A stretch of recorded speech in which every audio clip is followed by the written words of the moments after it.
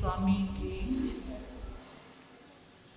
अनंत अनंत मैत्री के मसीहा, दया और करुणा के अवतार परम पिता परमात्मा प्रभु महावीर के चरणों में कोटिश वंदन नमन। अरिहंत परमात्मा श्रीमंदिर स्वामी भगवान के पावन चरणों में वंदन करती हूँ, नमन करती हूँ। श्री आतम शिव शमन रतन गुरुवे नमः। परम दयालु परम कृपालु कर्नाटक गज केसरी आराध्य गुरुदेव के पावन चरणों में वंदन नमन। तब का दिव्य वरदान करने वाले मम आराध्य गुरुवर्या श्री प्रवेश कुमारी जी महाराज साहब के पावन चरणों में वंदन नमन। 311 उपवास द्वारा जिन शासन की दिव्य प्रभावना करने वाले तपाचार्य गुरुनिमैया के चरणों में वंदन नमन। मेरे जीवन पर अनंत उपकार करने वाले धर्म का दिव्य दान देने वाले आराध्य गुरुनिमैया के पावन चरणों में वंदन करती हूँ, नमन करती हूँ। गुरु गणेश परिसर में विराजमान समस्त गुरुवर्या तुल्य महासती दंत के पावन चरणों में मेरा वंदन स्वीकार हो। स्नेही प्रिय छोटी साध्वी, गुरु गणेश दरबार में आए गुरुदेव के परमात्मा के प्यारे प्यारे भक्तों, हृदय के आंगन में आप सभी का स्वागत, अभिनंदन, अनुमोदन, आप सभी के सुंदर भावों का और बहुत सारा धन्यवाद भी है आप सभी के लिए। आपने समय का सदुपयोग किया, गुरु की और परमात्मा की ऊर्जा से स्वयं को जोड़ा।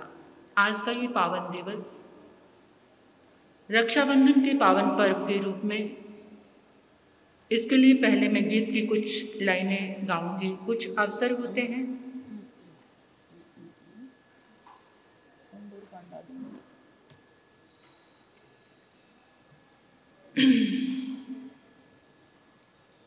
उसके बाद कुछ बात करेंगे थोड़ी सी आज के परिवेश में रक्षाबंधन की। तो गीत की कुछ लाइनें हैं।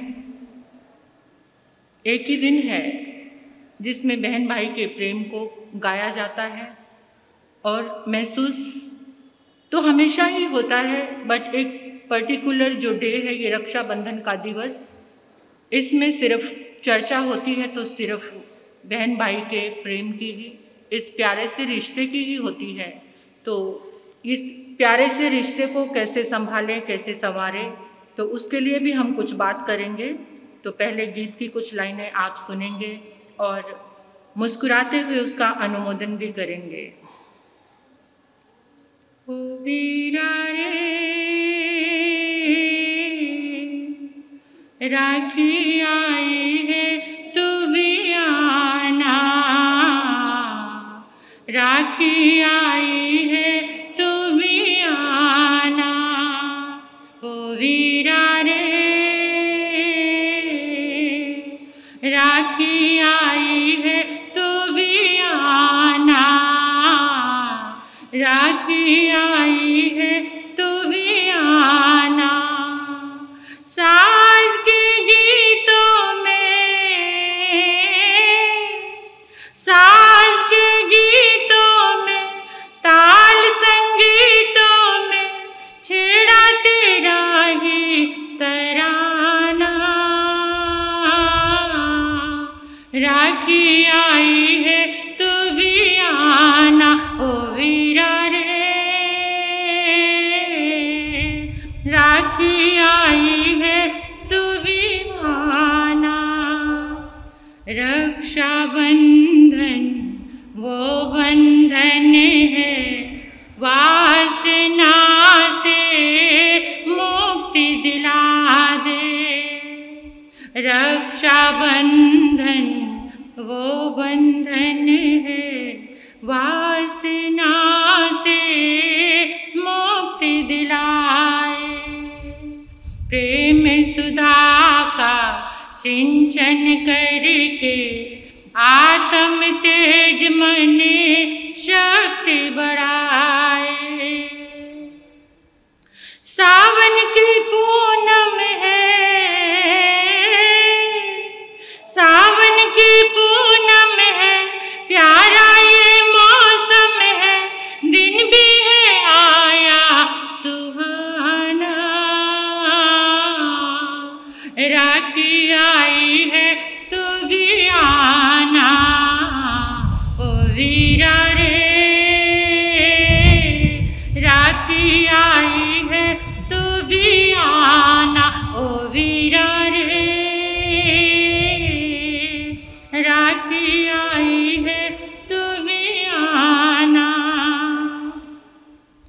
बचपन के वो दिन जो सुनहरे दिल में मीठी याद जगाए।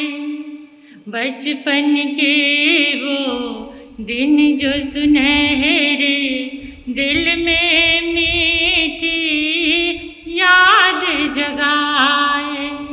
लगता है बाबुल का कण कण भी करके इशारे मुझको बुलाए। यादों में आती है, यादों में आती है, आँख भर आती है, संभव नहीं है भुलाना। राखी आई है तू भी आना ओ वीरा रे। राखी आई है तू भी आना। कच्चा सूत है लेकिन हमको रक्षा का दायित्व बताए। कच्चा ये धागा है लेकिन हमको फिर भी रक्षा का दायित्व बताए। सुख की चाहे दुख की घड़ी हो, भाई बहन को ना बिसराए। धन की नहीं आशा, धन की नहीं आशा, प्यार की भाषा, प्यार ही आनंद खजाना। राखी आई है तू भी आना ओ वीरा रे। राखी आई है तू भी आना। राखी आई है तू भी आना। राखी आई है तू भी आना ओ वीरा रे। राखी आई है तू भी आना। राखी का ये पावन प्रसंग, आओ कुछ अवलोकन करते हैं अपने इतिहास में। हमारे भारत में जब वर्ण व्यवस्था हुई तो कितने वर्ण बने? 4, क्षत्रिय, वैश्य, ब्राह्मण और शूद्र। एक कार्य सौंपा गया था सबको, लेकिन बाद में वो एक बहुत बड़ा रूप धारण हो गया। पहले तो सभी एक जैसे ही थे, जिसका जिसका जो इंटरेस्ट देखा उसको वो कार्य सौंप दिया। कुछ लोग ऐसे थे जो शूरवीर थे, जिनको शौर्य में इंटरेस्ट था, जिनको तलवार चलाने का इंटरेस्ट था, तो उनको, जो निडर थे, साहसी थे, उनको कहा ये कौन है? क्षत्रिय हैं।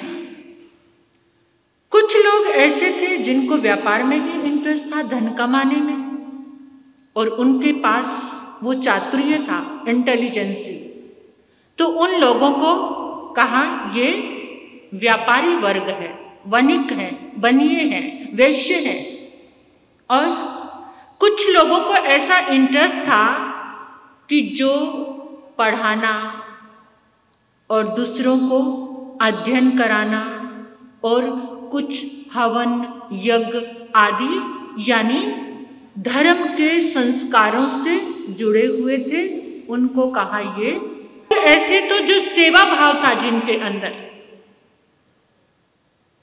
जिनके अंदर दूसरों के लिए कार्य करने का भाव रहता था।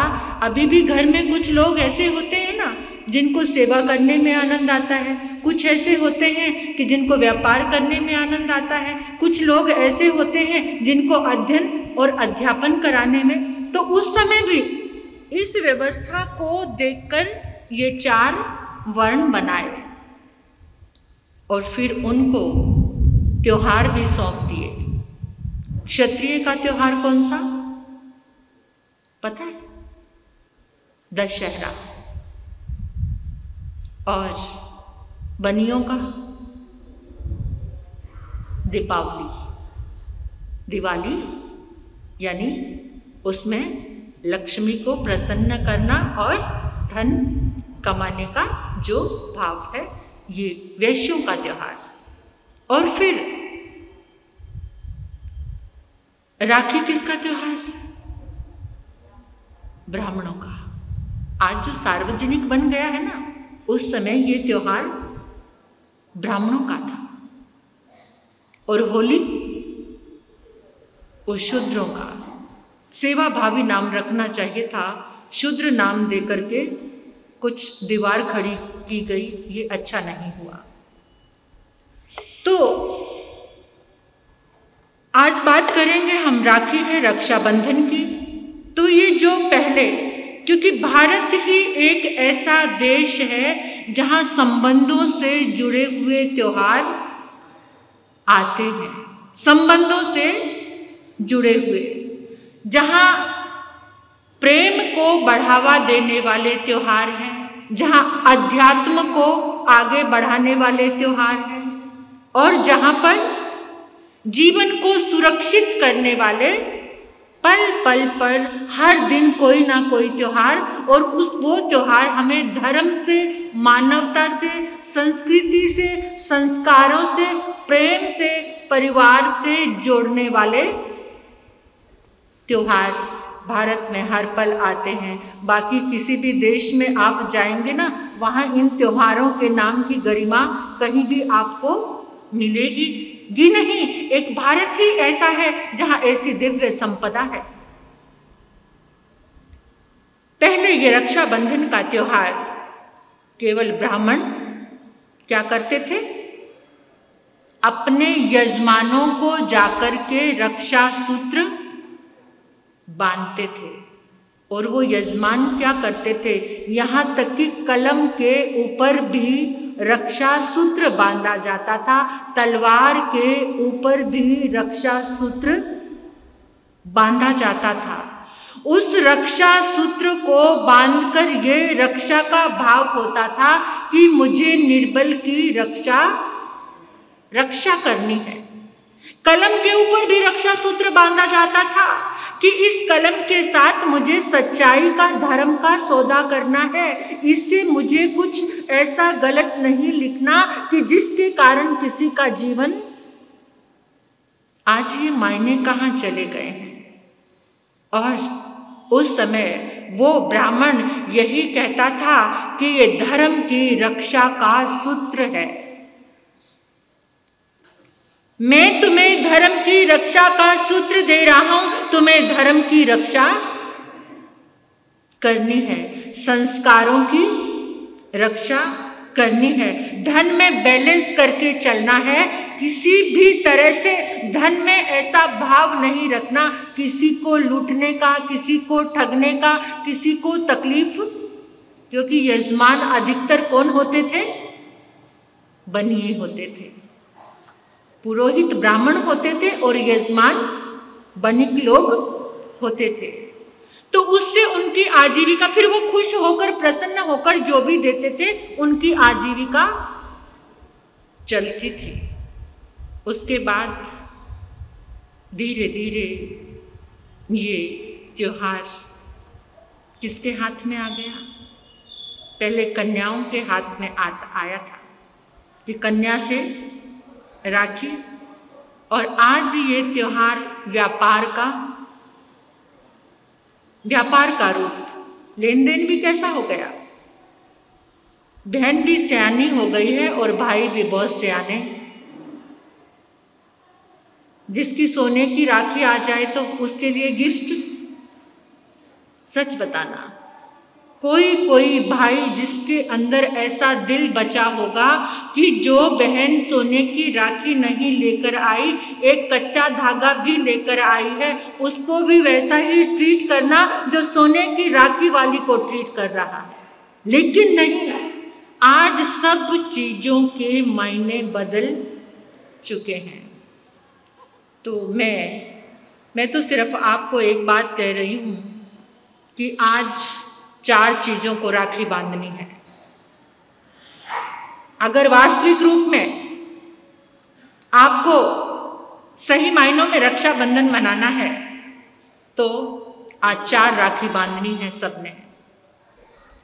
पहली राखी बांधनी है अपनी संस्कृति को। क्या? अपनी संस्कृति को। अगर हमारी संस्कृति जिंदा रहेगी तो हम जिंदा रहेंगे, हम सुखी रहेंगे, हम अच्छे रहेंगे। अगर हमारी संस्कृति ही नहीं, उस संस्कृति में आपके वैल्यूज, आपके आगम, आपके धर्मगुरु, आपके माता पिता, ये सब उस संस्कृति में आ रहे हैं, अगर आपने उनकी रक्षा कर ली तो आपने समझो अपनी संस्कृति को बचा लिया। एक बार की बात है, एक चीन यात्री भारत में आया था, ह्वेनसांग था उसका नाम। और जब वो भारत से लौट रहा था तो उसने देखा भारत की संपदा। कैसी संपदा? जहां देखो तहां संस्कृति के ऐसे ऐसे शास्त्र, एक एक शास्त्र से, चाहे वो नेचुरोपैथी, एलोपैथी, आयुर्वेदा, कोई भी कुछ भी, सारे जीने के वैल्यू जिसमें है, ऐसे भारत संस्कृति के पास ऐसी संपदा थी, ऐसे शास्त्र थे। तो वो बहुत सारे शास्त्र उसने इकट्ठे किए और वो नदी पार कर रहा था। नौका में बहुत सारे लोग बैठे थे। अब बहुत सारे लोग बैठे थे तो भार बहुत ज्यादा हो गया। एक तो लोगों का भार और एक इतने सारे आगम शास्त्र वो लेकर जा रहा था। तो इतने में क्या हुआ, वो नौका डगमगाने लगी और डगमगाकर बिल्कुल टेढ़ी हो गई। नाविक ने कहा भार ज्यादा हो गया है। अब ये भार ज्यादा हो गया है तो किताबों का बहुत ज्यादा भार है। तो उसी समय जो युवक नौका में बैठे थे उन्होंने फटाफट नदी में छलांग लगा दी। नदी में छलांग लगा दी तो वो चीनी यात्री कहने लगा, जिसने इतने शास्त्र कहते किताबों को कम करने की बजाय उन्होंने नदी में छलांग क्यों लगा दी? तो वो युवक उसमें से एक जना बोलकर कहने लगा, ये हमारी संस्कृति है, हम अपनी जान तो दे सकते हैं लेकिन अपनी संस्कृति को डूबने नहीं दे सकते। जान की परवाह नहीं, लेकिन अगर हमारी संस्कृति जिंदा है तो हम जिंदा रहेंगे। अगर हमारी संस्कृति ही जिंदा नहीं है तो हम जिंदा कैसे रहेंगे? तो आज एक रक्षा सूत्र किसको बांधना है? ये प्रतिज्ञा करनी है आप जितने लोग हो यहाँ पर कि हमें अपनी संस्कृति को किसी भी हाल में बचाना है। बड़ी तेज आंधी आई है भौतिकता की, बड़ी तेज आंधी आई है आधुनिकता की। इस आधुनिकता में किसी को भी पता नहीं है कि अपनी संस्कृति को कैसे बचाना है। इसकी विशाल व्याख्या करने का समय मेरे पास नहीं है। दूसरा सूत्र बांधना है आपने, दूसरा रक्षा सूत्र, वो है प्रकृति को। क्या? प्रकृति जिसके साथ सबसे ज्यादा खिलवाड़ चल रही है। आए दिन हजारों टन कचरा समुद्र के अंदर जा रहा है। संस्कृति को संभालना, उसके साथ प्रकृति की रक्षा कर ली तो जीवन सुरक्षित। प्रकृति की बाधाएं देख रहे हो ना कैसे कैसे आती हैं। कहीं धरती फट जाती है, भूचाल, और अब तो बहुत ज़्यादा अलर्ट हो गया है कि जगह जगह भूचाल आने वाले हैं। ये सब किसके कारण है? पेड़ पौधों की रक्षा नहीं है, जो तत्व तुम्हें जिंदा कर रहे हैं। आज जिस बात को साधु संत बार बार दोहरा रहे हैं, परमात्मा ने इतने सालों पहले उनकी रक्षा का भार पूरी मानव जाति को दिया था कि इनकी रक्षा करो। स्वस्थ होने के लिए कितना घास को रौंदते हो, कितना। जिस बगीचे में घूमने जाते हो वहां पक्की जगह भी बनी हुई होगी, वहां पर टहल सकते हो। एक घास पर चलना कैसा है पता है आपको? एक गर्भवती मां के पेट में जो बच्चा है उसको रौंदा जाए, उसके ऊपर पांव रखा जाए, ऐसे घास को उतनी ही तकलीफ उन जीवों को होती है। उस घास के बीच में और भी त्रस्त जीव हैं।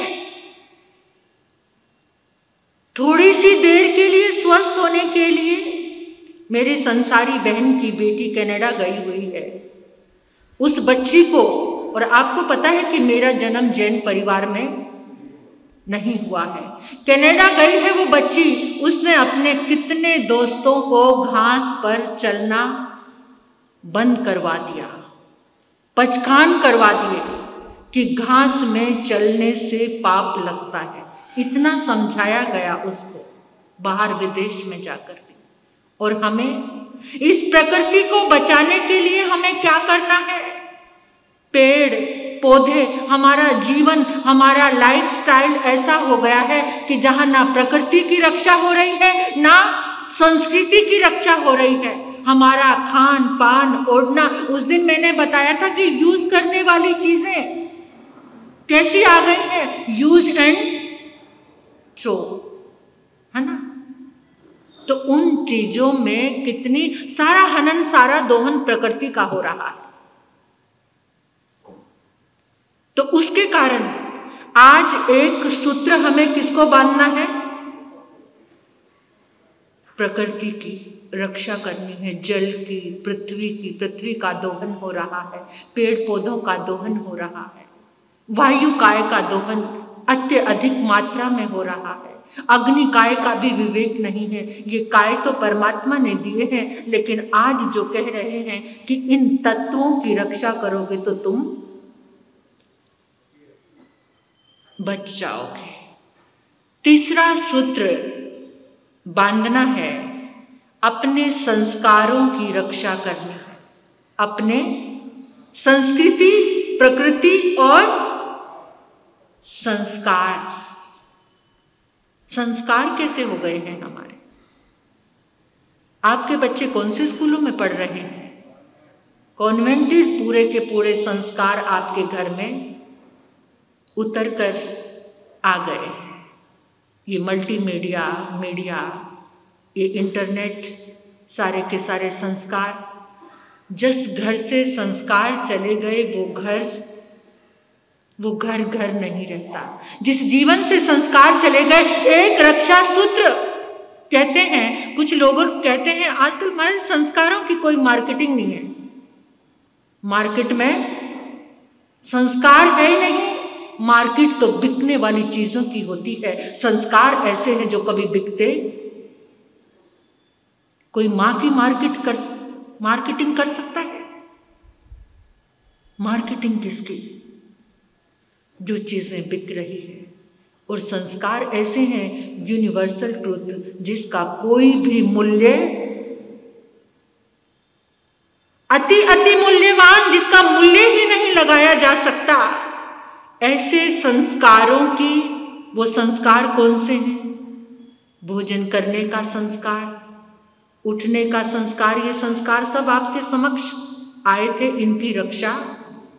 और तीसरी राखी आपको बांधनी है, संबंधों की रक्षा।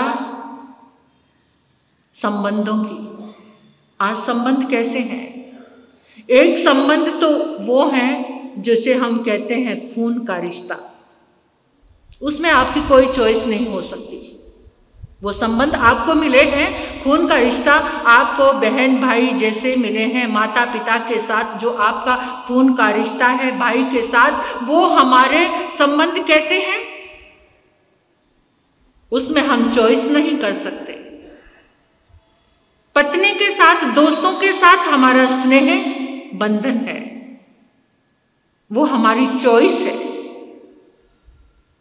पड़ोसियों के साथ, सगे संबंधियों के साथ आपके संबंध कैसे हैं? उन संबंधों की क्या हम रक्षा कर रहे हैं? आज भाई क्या अपनी बहनों को पूरा प्रेम दे रहा है या अपनी पत्नी की बात में आकर उनकी उपेक्षा करनी शुरू कर दी है, उनको इग्नोर करना शुरू कर दिया है, उनका आदर सम्मान देना बंद कर दिया है, माता पिता का सम्मान छोड़ दिया है? इन संबंधों को अगर हमने दूर कर दिया है और फॉर्मेलिटी का जीवन निभाते चले आ रहे हैं तो समझ लो हमें रक्षा बंधन मनाने का कोई भी अधिकार नहीं है। संबंधों को सौहार्द से, सहयोग से, उदारता से, इन चीजों से अच्छा बनाया जा सकता है। ये भारत की तो ऐसी धरती थी, जब किसी लड़की पर कोई कष्ट आता था ना तो वो किसी को भी भाई कह देती थी तो वो उसके लिए मरने को तैयार हो जाता था, चाहे वो किसी भी जाति, किसी भी मजहब का क्यों ना हो। इतनी संस्कृति की गरिमा थी इस भारत के, ऐसे स्नेह बंधन, अड़ोसी पड़ोसी जो किसी को जानते भी नहीं हैं उनके साथ भी संबंधों की रक्षा थी। लेकिन आज एक डाकू को भी एक बहन, अगर ये संस्कृति है भारत की, ये संस्कार है भारत के, लेकिन आज अपनों के साथ ही कैसे रिश्ते हो गए हैं। अपने भाई के पास इतना कुछ है और दूसरा भाई उसकी रक्षा कर रहे हैं। नाम के लिए इतना कुछ दिया जा रहा है क्योंकि स्टेज पे खड़े होकर माला पहनाई जाएगी, बड़ा सम्मान किया जाएगा, और दूसरे भाई के पास अपनी बेटी का विवाह करने के लिए भी कुछ पास में नहीं है और वहां वो स्टेज पर खड़ा होकर माला पहन रहा है। तो ऐसे रिश्ते, ऐसे संबंधों की राखी नहीं।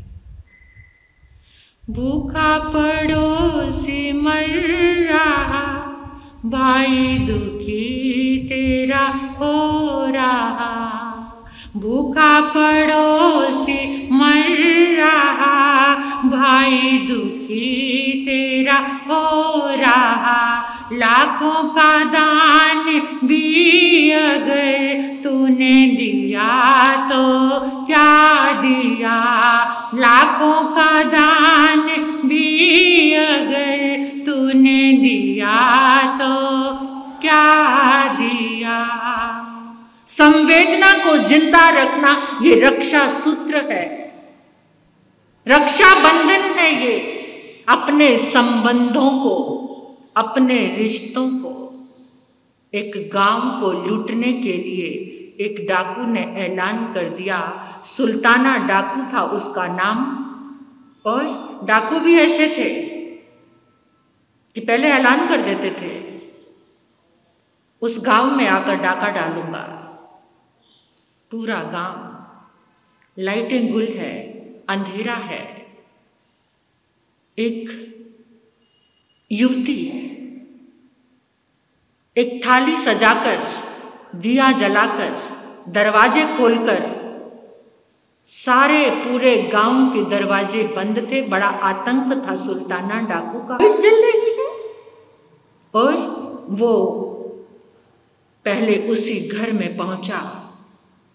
एक सुंदर युवती आरती की थाली लेकर, उसमें एक धागा रखा है और कह रही है, भैया आओ, आपका इंतजार कर रही थी। और उसकी कलाई में उसकी भी बंदूक, तलवार जो भी थी वो नीचे गिर जाती है और हाथ आगे बढ़ जाता है और उस हाथ में एक कच्चा रक्षा का सूत। उसी समय गदगद हो जाता है वो सुल्ताना डाकू और साथियों को कहता है लौट चलो, ये मेरी बहन का गांव है, आज के बाद कोई इस गांव को आंख उठाकर भी। और आज हम क्या कर रहे हैं? ये राखी वो वाली बहन लेकर आई है, ये राखी वो बहन लेकर आई है। कौन सी राखी अच्छी है? जो अच्छी राखी का उपहास, मजाक, तिरस्कार बढ़ रहा है इस युग में। रक्षा के मायने किसी को भी पता नहीं। जो शक्तिशाली है वो अपनी शक्ति से, चाहे बल की शक्ति है, चाहे धन की शक्ति है, चाहे बुद्धि की शक्ति है, उसी से रक्षा का जो वादा करते।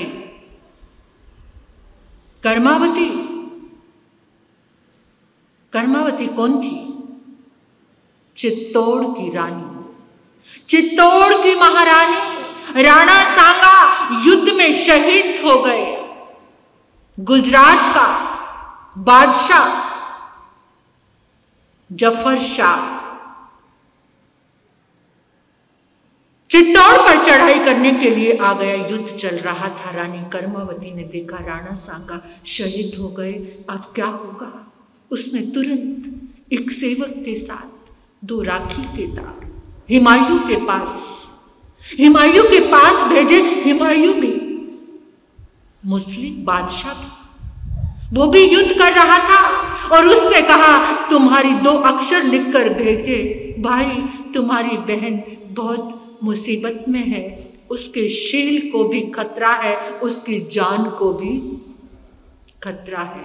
क्योंकि सबसे पहले आकर वो बादशाह क्या करते थे? राजवाड़ों पे पहले राजा को मारते थे, फिर राजवाड़ों पर आक्रमण करते थे। सारी सुंदर स्त्रियों को, रानियों को उठाकर ले जाकर उनके शील को खंडित करते थे। और भी ठाकुरानियां थी, सुंदर, खूबसूरत। और हुमायूं ने देखा एक बहन ने भाई के लिए पुकार की है, चलने को तैयार हुआ। उसी समय सेनापति आ गया, हम जीत के कगार पर पहुंचे हुए हो, आप एक काफिर को बचाने जा रहे हो। काफिर? हिंदू काफिर ही तो है, एक हिंदू औरत ने आपको याद किया है, वो काफिर है, रुक जाओ, हम जीत के कगार पर खड़े हैं। हुमायूं ने कहा नहीं, एक बहन ने भाई को पुकारा है। जीत जाए भाड़ में। एक मुसलमान बादशाह, उसने समझा राखी के धागों की कीमत और वो चल तो पड़ा, लेकिन उसे देर हो गई जाने में और उधर से चित्तौड़ को तो बचा लिया, लेकिन रानी कर्मावती को वो बचा ना पाया। सारी की सारी रानियां जोहर में कूद गई, अपने शील की रक्षा के लिए अपने आप को स्वाहा कर दिया। और वो हुमायूं उस राख को लेकर बिलक बिलक कर रो रहा है, मुझे माफ कर देना मेरी बहन, मुझे माफ कर देना, मुझे आने में समय लग गया, तेरे तक पहुंचते पहुंचते मुझे देर हो गई, लेकिन इस राख की सौगंध खाकर कहता हूं, चित्तौड़ पर जो आंख लगाएगा उस आंख को निकाल दूंगा। कहते हैं घूमती घूमती वो राखी आज भी कहीं विरासत में सुरक्षित है। ऐसे रक्षा के बंधन होते थे। आज इन मायनों को समझे। हम संबंधों की बात कर रहे थे, अपने संबंधों को बचाओ, अपने संबंधों की रक्षा करो। किन संबंधों में मन मुटाव आ गया है, वहीं जाकर रक्षा सूत्र, चाहे बहन हो चाहे भाई हो, और आलिंगन करके प्रेम का वादा करो कि आज के इस पावन दिवस पर हम अपने भीतर में कड़वाहट, नफरत और खटास नहीं आने देंगे। जो खटास आ चुकी है रिश्तों में, उस खटास को निकाल देंगे, उस वैर को निकाल देंगे। प्रेम से आज पुनः मिलन, कोई भी रिश्ता हो, लेकिन सोचना उसको है जो शक्तिशाली है। कौन? कमजोर की रक्षा का वादा किसको लेना है? शक्तिशाली को। पता है आपको, एक बार लता मंगेशकर एक फंक्शन में गई। उस फंक्शन में चिड़ियों की, इतनी सारी इकट्ठी चिड़ियों की चहचहाने की, क्रंदन की आवाज सुनी। चहचहाना अलग होता है और क्रंदन पता चल जाता है कि कुत्ता रो रहा है या भौंक रहा है, पता चल जाता है। क्रंदन अलग होता है। तो उसने चिड़ियाओं का क्रंदन सुना और पूछा किसी से। कहते यहाँ पर जो आयोजन हो रहा है वहां पर एक भोज तैयार किया जा रहा है, चिड़ियों के मांस का भोज। चिड़ियों के मांस को पकाकर कुछ इतना स्वादिष्ट बनाकर परोसा जाएगा, जितने मेहमान लोग आ रहे हैं। कांप उठी लता मंगेशकर। उसी समय अपनी साड़ी को फाड़ा और पूछा, कौन है यहां मैनेजिंग डायरेक्टर? कौन इसका आयोजन कर रहा है?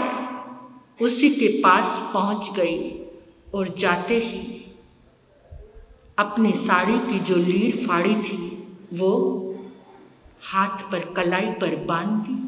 आप इतनी बड़ी सिंगर और मुझे क्या चाहिए? सारी चिड़ियाओं को आजाद कर दो। उन चिड़ियाओं का करंदन मुझसे बर्दाश्त नहीं हुआ। अगर सचमुच में मानते हो, इस रक्षा सूत्र की कीमत जानते हो, तो सारी चिड़ियाओं को आकाश में उड़ा दो। तो एक सिंगर थी। आपके जैसा जिन शासन तो शायद कदम कदम पर अहिंसा का संदेश तो शायद इतना नहीं मिला होगा, लेकिन फिर भी आज हमें भी अपने आप से एक वादा करके जाना है। ये 4 सूत्र, कोई भी एक सूत्र तो आपको बांधना ही, अपनी संस्कृति से, प्रकृति से, संस्कारों से और अपने संबंधों से। जिसका जो कार्य है उसको घर में सम्मान देना, जिसके अंदर जो गुण है प्रेम भरकर अपनी आंख से देखना। ये नहीं कि जिससे दुश्मनी हो गई है उसका गुण भी अवगुण हो गया है आपके जीवन के लिए। ये बहुत बड़ा पाप है। आप किसी की भी रक्षा करने के काबिल नहीं बन सकते अगर नजरों में द्वेष भर गया है। इसलिए वास्तविक हमारा यही रक्षा बंधन है, यही राखी है। इस प्यारे से त्योहार की भारत की संस्कृति में झांक कर इसकी कीमत को पहचाने और आज जीवों की रक्षा का एक सूत्र, गुरुदेव के यहाँ पर आकर तो सबने रक्षा सूत्र बांधे, है ना, गुरु कृपा को पाने के लिए बांधे होंगे। किसने किसने बांधे? नहीं, गुरु से, गुरु की कृपा पर से ऐसी रक्षा की याचना उनसे की जाती है।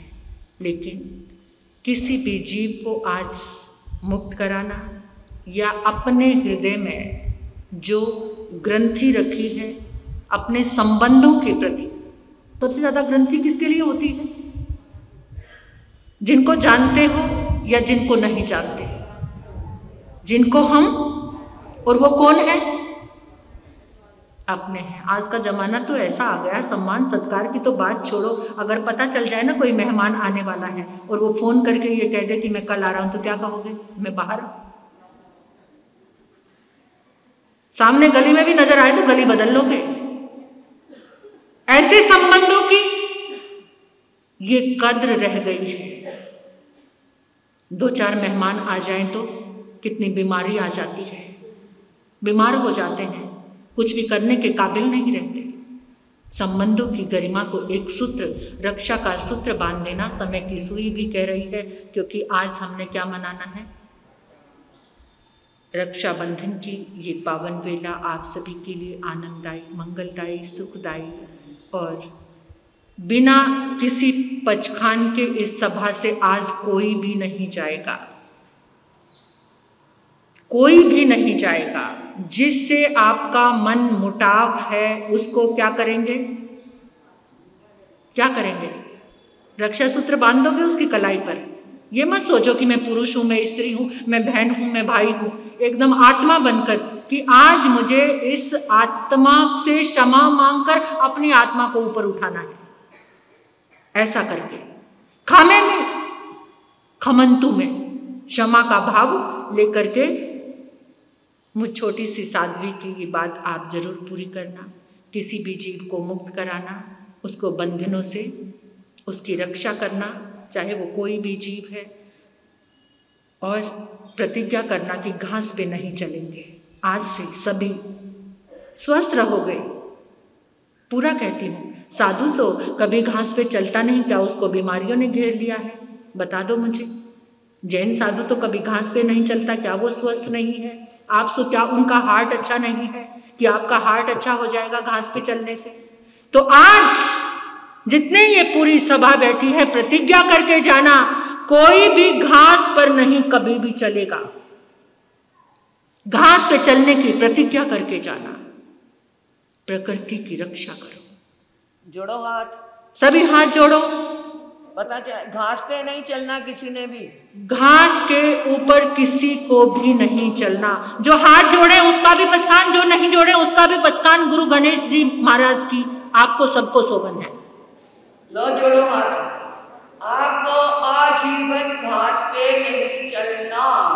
कहीं पर बाई चांस कोई रास्ता नहीं है, आपको कदम रखना पड़े तो उस दिन आपने चावल नहीं खाने। मन की धारणा प्रमाण दूसरे ये जीव रक्षा का पहला आपने रक्षा बंधन बांधा। इसलिए सुंदर है रक्षाबंधन। आप सभी ने अनुमोदन किया, नियम लिया। सभी नियम लेने वालों का बहुत बहुत धन्यवाद, शुक्रिया, आभार।